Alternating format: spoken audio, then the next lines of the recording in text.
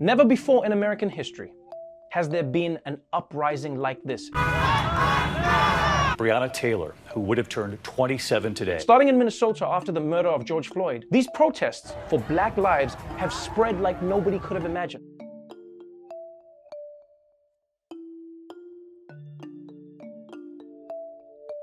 We're doing this video so we could talk about anti-Blackness within the Latino community. But not only that, we're gonna take a deep dive and talk to our parents about Blackness within our community. I'm excited to have this conversation because when I was speaking about race growing up with my family, there was always this glossing over of the fact that there are Black people, white people, you know, like you could still be a racialized group within the culture. We were always just Puerto Ricans. With that line, we are erasing Black people. We're erasing indigenous people. One thing about us Dominicans is like 80–90% of the country are Black, mulatto people, but we claim Spain so much, even though we're so Black. I grew up with my family saying that we're Spaniard, especially my dad's side of the family, which is the Black side. And the sad part about it, when I talk to him about my ancestry, like where my ancestry come from, he always talks about Spain. But I'm like, we don't look like we come from Spain. You know what I mean? I think also society has placed a value on our proximity to whiteness. The whiter you were, the more access to opportunities you had. In a way, it was a defense mechanism to not acknowledge this side of our ancestry. And so I'm just really proud of this current moment that we're living and the current generation that is proclaiming their Afro-Latinidad. This is more than just localized now. It's going global, and I think it's a really important moment. It's like we are finally giving respect to our ancestors and acknowledging their existence, and I think they're behind us 100% in this moment. When I learned about my Afro-Latinidad, I learned it as an adult within my 30s, but I didn't know much about it.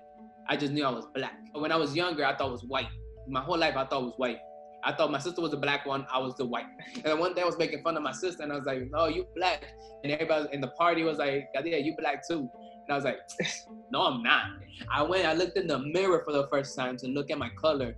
And I was like, oh my God, I am dark. In the media, we're fed images of whiteness constantly. And so growing up, there was so much, for me as well, of a denial of my Blackness. I would straighten my hair to make myself fit the European standards of beauty. I also only recently in my adult life started to really identify with my Blackness, but I've always identified with Black people growing up. I had a lot of Black friends. Like, I knew we were family. I just didn't know until I took a DNA test, until the word Afro-Latino came out, until there was this movement for curly hair. I wasn't embracing my Blackness the way that I do today. And we didn't explicitly have race conversations. I'm really interested to hear from my mom because she was the darker one of her siblings. And I know that my mom suffered a lot of traumas based on the fact that she was the darker one and moving through the world as a dark woman. Particular moment that we're living through, the conversations that we're going to have with our parents are going to heal these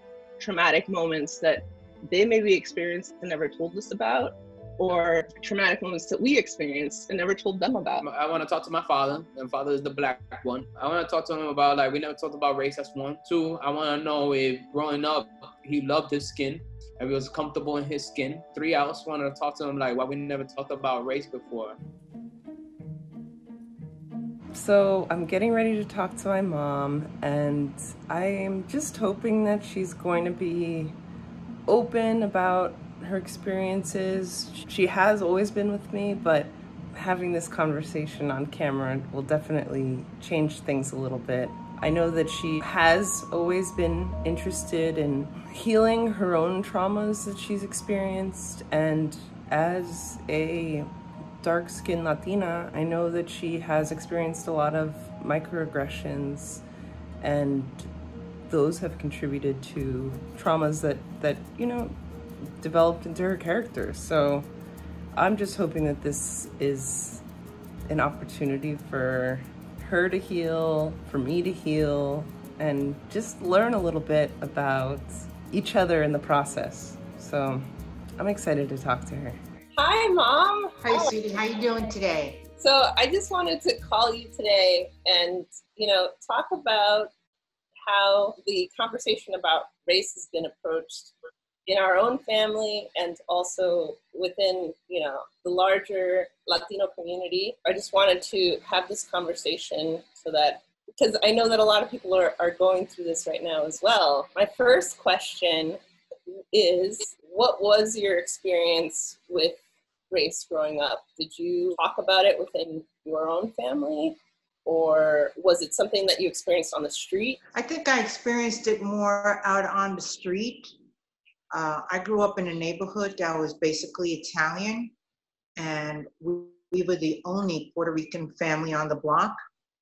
There were 2 other Black families, and I was the only one that went to public school. And I knew that I was not white, and I didn't get to see another Puerto Rican until I was in 6th grade. I was always la negrita de la familia, which is a term of endearment. The underlying things that came along with that, if your nose is too big or your lips are too big, that would be offensive. It was things that I would hear, commentaries that would be made. And then when I would look and I would look at that person and I'm like, but that person resembles me. You talked a little bit about the difference between you and your sister and how your mom would sometimes compare you to each other based on your looks. So what were kind of like some of the standards of beauty that were praised within your household? I think that was, her being the lighter skinned child. Like I said in the beginning of the conversation, I'm the darkest one. And then it was kind of erased with the idea that, I prefer to have my preferences because she's lighter skinned. And I don't even know that it was because my sister was lighter skinned or anything like that. I think that it was because her being the baby of the family, she was going to be favored. My older brothers, when was the first time you talked about race with them? I think that you remember my conversations as always being, you are not white. And I started working and we put the twins in a daycare center. They came home one day and my son said to me, Mommy, the teacher says that I'm Black. Then another conversation later on was, I want to be like Eli. Eli is, very fair skinned, light skinned cousin. My son wanted to wash his skin so that he could be like his cousin. And that was so disheartening. And no, I never had the conversation about, well, you're a Black man. Or, I just always said that you're not white and you have to be more careful. Your brother came home with his friend from Nigeria, freshman year of college, and they said, okay, well, we're taking the bus back to Pennsylvania from Miami. And I almost died. The 2 of you are going to take a bus from Miami. You're going to go through the deep South to get to Pennsylvania? Yeah, Mom, that's all we can afford. And I was like, oh my God.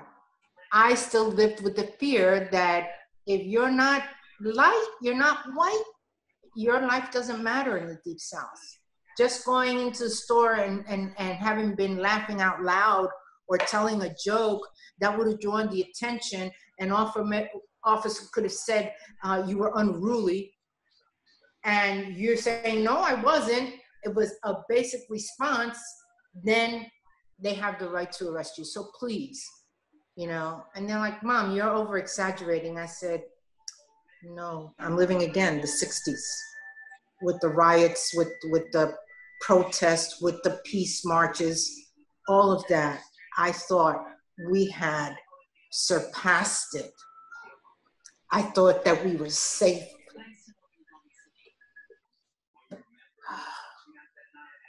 Even if they're being respectful, George Floyd was being respectful. They don't exist. They don't exist. And so when my sons go out there, I fear that. There are places where I've been that no matter what, I have seen the ugly side of not being white. And he may feel that I was much more severe on him than I was on the rest because of my fear of his being abused outside of the home, of his being, you know, I was stricter in maintaining his behavior, a lot stricter, because it was so easy for him to have fallen out and then have been abused, attacked on the outside, on the street. So I never knew that you were making those corrections to him because you were afraid for how he would be perceived outside of our home. You were married to my father, who is much more Afro-descendant presenting than yourself. Did you ever have those fears for Papi? Oh yeah, for sure. When he went off to South Carolina, when he went off for his first military endeavor in the South, I was scared to death. Thanks, Mom, for being willing to have this conversation. I know that anti-Blackness in our community, in the world, in our own households it's a process to eliminate. I really appreciate you sitting down and just being honest about these experiences and your own feelings. And I appreciate you for also protecting us, for always telling me that my curly hair was beautiful, and for always telling us that we were beautiful, because outside of the home, we weren't getting that validation. So I think that love really does start at home. And I hope that other families see that they have a role and a responsibility to love all of their children equally. And I'm so sorry that you didn't experience that outside the house. It really breaks my heart, because it wasn't your fault. It's just the way that the world was, and you know, the standards of beauty that were acceptable when I was growing up. And you know, I think this next generation has a real opportunity to live where all colors and hair textures and all, you know, shapes and sizes are praised for their beauty, because there isn't just one standard of beauty anymore. Thanks, Mom. I love you.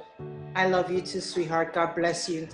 So I just finished my conversation with my mom, and I'm really proud of her for being willing to show up. This is not an easy conversation to have, especially when you think about how racism has affected your life. But I encourage everyone to approach these conversations with their family and have an open heart and have open dialogue, because that's the only way that we're going to be able to heal the past trauma and heal our community. I'm about to talk to my dad. There's a lot of things I want to find out. I want to find out more about Blackness, our ancestry. Blackness that came from Dominican Republic, because that's my roots, that's my heritage. Bueno, señores, we're going to get this started. I'm excited to see what's going to happen. Hola, papi. Hola, mi hijo, ¿cómo está? Dios te bendiga. Yo nada más que estamos haciendo este video porque cómo está el clima ahora aquí en los Estados Unidos con el Black Lives Matter. Esto no es algo que está pasando desde ahora. Criándote, creciendo en la República Dominicana, ¿tú te has sentido diferente siendo negro? Al principio, no. En el ambiente que me crié, entre la familia, los amigos y todas estas cosas. Sin embargo, ya cuando iba, por ejemplo, a escuela intermedia, fue que comencé a sentir precisamente la percepción que tenía la gente en cuanto al color, y fue cuando salió un documental o película sobre Patricio Lumumba, y en la escuela él recibía bullying porque precisamente me llamaban Lumumba, Patricio Lumumba, me pusieron ese nombre allí. Yo desconocía quién era, y cuando realmente averigüé, entendí que era un asunto de mi negritud, que por eso hoy me siento, ¿cómo te digo?, orgulloso, porque mira, cuando me compré estos lentes que me vi, me recordé a Malcolm X. Y una compañera de trabajo me dijo, alguien me dijo, ¿te parece a este o a aquel? Pero cuando una compañera de trabajo me dijo, me luce como Malcolm X, yo me sentí orgulloso. Yo le dije, precisamente eso es lo que yo pensé que era. Criándome, ¿sabes? En la casa mía, aunque no me crié contigo, yo siempre escuchaba que uno tiene que arreglar la raza. Y estos son tiempos diferentes a los tuyos. So, yo me imagino en tus tiempos cómo era. Como te digo, en mi tiempo se daba determinadas situaciones por la influencia que tenía el régimen de la dictadura de Trujillo. Y la gente creció con, o sea, vivió eso y determinado momento también lo que crecimos con una mentalidad más o menos así, de que había que mejorar la raza. ¿Tú algún día llegaste a odiar tu piel en ese entonces? No, no creo que llegara a ese extremo. No, en ningún momento tuve una situación que pudiera, solamente aceptar mi realidad a partir de los bullying y estas cosas. Y recuerdo que me reuní con un señor con quien conversé sobre diferentes aspectos. Y él me dijo, mira, todo individuo y toda persona tiene cosas que puede cambiar y cosas que no puede cambiar. Nunca haga un esfuerzo de cambiar lo que tú no puedes cambiar, porque vivirás entonces esclavo de esa, ¿verdad? De ese móvil. Yo tengo ancestros negros. Sí. Yo no sé nada de ellos. Eso es algo que me molesta mucho. Eso es algo afro-latino, eso es algo que viene desde ahora. Yo quiero saber qué es lo que tú piensas de afro-latinidad. Cuando hacemos o indagamos o hacemos investigaciones al respecto, tenemos entonces que llegar a entender de dónde venimos. Porque yo lo he escuchado, a ti, otra parte de mi familia, que te han llamado mono. Oh, sí, es otra cosa también, otra de la, ¿cómo te digo? De las estigmas negativas que se me había implantado. Además, por ejemplo, de esos bullying en la escuela, hubieron personas muy cercanas así a la familia, cuando decían el mono. Entonces, no me digas. Y en referencia precisamente a mí, y entiendo que tenía que ver con mi color, pero realmente ya yo tenía el antídoto, ya yo estaba inoculado, o sea, ya yo tenía la manera de defenderme de eso. Simplemente es una cosa que no puedo cambiar. A ti te afecta, a ti te molesta, esa es tu situación, ese es tu problema, yo soy yo. Y a ti no te da, pensando en todo eso, en todo lo que tú pasaste, ¿eso no te da coraje? Déjame decirte, muy buena pregunta, porque yo no he percibido, como decir coraje, ni mucho menos, sino es como ver la ignorancia, ¿sabes? De aquel que no acepta la diversidad, que no da lugar precisamente a que otros pueden ser diferentes. Si en algún momento se dio eso, hubo también un momento que tuve la oportunidad de ir a través de cierto programa de crecimiento personal que me permitieron entender que debo perdonar. Entonces, ahí incluyó en el desarrollo de mi felicidad y de mi estado anímico con respecto a las demás personas, el hecho de perdonar. Entonces, independientemente de cómo me haya herido una expresión o una cosa, si me da coraje o no, realmente recurro al perdón. Yo pienso en mi ancestro y pienso, ¿qué pensaría mi ancestro? Que sus hijos, su descendencia, que alabe tanto a la persona que lo esclavizó. Yo pasé muchos años queriendo ser blanco, hasta saliendo con mujeres blancas. Sí, y por aquello de que tiene que mejorar la raza. Sí, sí. Y siento que mucha de nuestra gente negra se le olvidó de dónde venimos. Nosotros adaptamos, hablamos en español. El español no es algo africano. También la religión que nosotros alabamos no es africano. el apellido de nosotros, el del orbe, no es africano. Y siento que mi historia fue borrada. ¿Tú entiendes?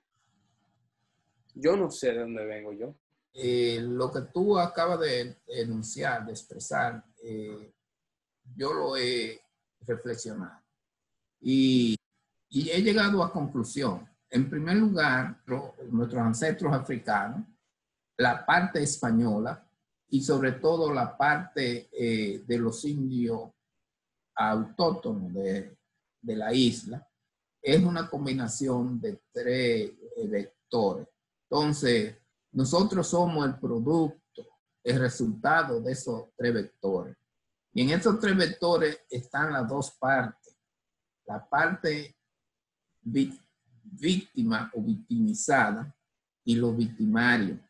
Quiera ser o no, nosotros somos las consecuencias de eso. Viendo tu sentir a partir de este momento, lo que corresponde es decir, bueno, ¿qué yo puedo hacer para que esa historia, esa linaje que hemos tenido con toda esa mezcla, a partir de ahora no sea causa de discriminación?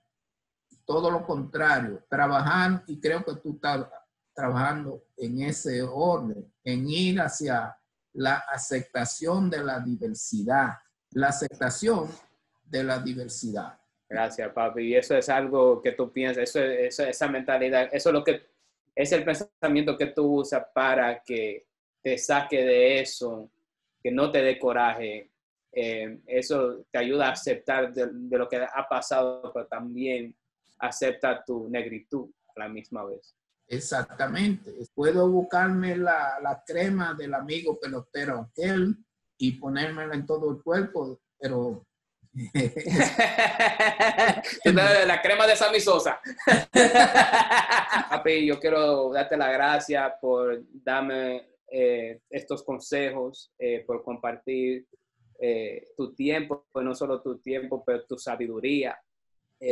Gracias por hacer este video, porque yo creo que este video puede impactar y ayudar a mucha gente como nosotros, que se le hace difícil adaptarse y también en saber de lo que pasó con nuestra historia, y también mucha gente se está realizando ahora que son negros. Sí. Pero muchos negros piensan que son blancos, especialmente en nuestro país. De donde venimos tenemos el color, tenemos la costumbre y tenemos la manera de vivir, o sea, la cultura en sí. Sí. Gracias por venir, y yo cuando te vea en persona me encantaría seguir teniendo esta conversación contigo. Y así es. Gracias, papi. Sabes que vamos a seguir en la lucha.